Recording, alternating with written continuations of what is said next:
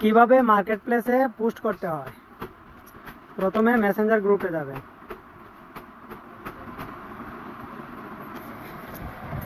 তারপরে এই যে গ্রুপগুলো আছে ইলেকট্রিক, ট্যাক্স গ্রুপ, জুতা গেঞ্জি প্যান্ট, ম্যান ফ্যাশন, আমি একটা যে কোনো একটা গ্রুপে ঢুকলাম।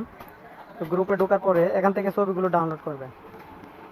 আমি এই গেঞ্জির ছবিটা ডাউনলোড করলাম, ঠিক আছে।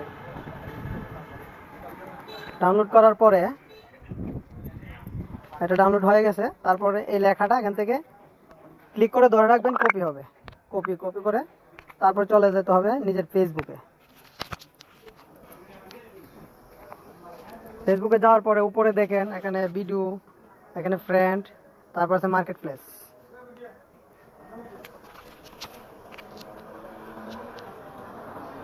মার্কেট প্লেসে আমি ক্লিক করেছি, তো মার্কেট প্লেসে যাব।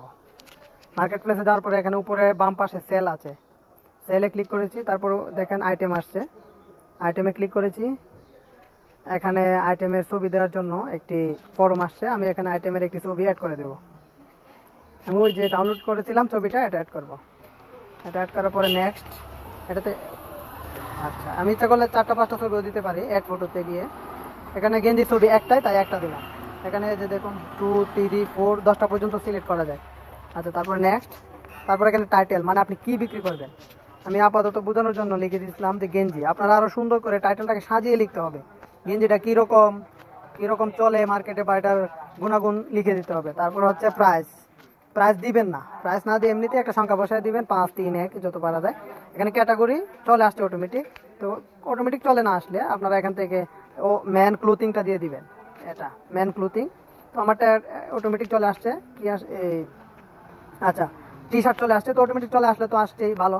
এখন কন্ডিশন নিউ, এটা নতুন কাপড় তাই নিউ। আর পুরাতন যে কোনো জিনিস হলে তো ইউজের দিয়ে দেবে। ডিসক্রিপশন ওই যে আমি এই যে একটু আগে যে মেসেঞ্জার গ্রুপ থেকে যে লেখাগুলো কপি করেছিলাম, এই কপিগুলো এখানে পেস্ট করে দিলাম, বাস শেষ, কাজ শেষ। নিচে যদি এই লেখার নিচে যদি প্রাইস দেওয়া থাকে তাহলে প্রাইসটা কেটে দিতে হবে। কেটে দিয়ে এখানে লিখতে হবে ইনবক্স, ইনবক্স অর্ডার করতে ইনবক্স করুন লিখে দিলে সবচেয়ে বেস্ট হবে। তো অর্ডার করতে ইনবক্স করুন লিখে দিবেন। এটা লিখে দেওয়ার পরে তারপরে এখানে আরেকটা গুরুত্বপূর্ণ অপশন আছে, list in more place. List in more প্লেসে দিবেন। এখানে দেখুন অনেকগুলো গ্রুপ আসছে যেগুলোতে আমি জয়েন দিয়ে রাখছি আগে, তো এগুলো সিলেক্ট করে দিবেন। এগুলো সিলেক্ট করে দিলে সর্বোচ্চ 20টা গ্রুপে সিলেক্ট দেওয়া যাবে। আমি 20টা গ্রুপে সিলেক্ট করে দিয়েছি, বাস হয়ে গেছে। এখন উপরে ডান পাশে পাবলিশ নাম আছে, পাবলিশ নামে যখন ক্লিক করেছি এটা দেখুন পাবলিশিং হয়ে যাবে পাবলিশিং। এভাবেই মার্কেট প্লেসে পোস্ট করতে হয়, আপনার কাজ শেষ। এখন যদি এখানে দেখুন নিচে আরও মানুষে লেডিস ব্যাগ, কাঞ্চিপুরাম শাড়ি এগুলো দিয়ে রেখেছে। এগুলো যেভাবে আপনার সামনে আসছে এগুলো আপনার পোস্টটাও অন্যান্য মানুষের সামনে যাবে। তো কোনো মানুষের যদি পছন্দ হয়, যেমন মনে করেন আমার 7-8টা পছন্দ হলো, তো আমি এটা এখানে ক্লিক করলাম। এখানে ক্লিক করার পরে এই যে দেখেন সেন্ড বাটন, আমি যদি এখানে সেন্ড বাটনে ক্লিক করি, এখানে যে সেন্ড বাটনটা আছে এখানে, এই যে এখানে যে সেন্ড বাটনটা আছে, এই সেন্ড বাটনের মধ্যে যদি আমি ক্লিক করি তাহলে এই ছবিটা যে আপলোড করেছে তার কাছে মেসেজ চলে যাবে। তার মানে আপনি ওইটা কিনতে চান, তখন সে রিপ্লাই দিবে, দাম কত বলবে। এভাবেই মার্কেট প্লেসে বেচা কিনা হয়। আপনারা যখন মার্কেট প্লেসে আপলোড করবেন তখন এটা ফেসবুক নিজস্বভাবে এটা ছড়িয়ে দিবে। তো মানুষ এটা চোখে পড়ার পরে, তো মানুষ যদি এটা কিনতে চায় তাহলে আপনাকে মেসেজ দিবে কিভাবে, যে এখানে প্রথম মেসেজটা আসবে এভাবে যে ইট ইজ অ্যাভেলেবল, মানে এটা কি এখনো আছে। আপনি বলবেন জি আছে।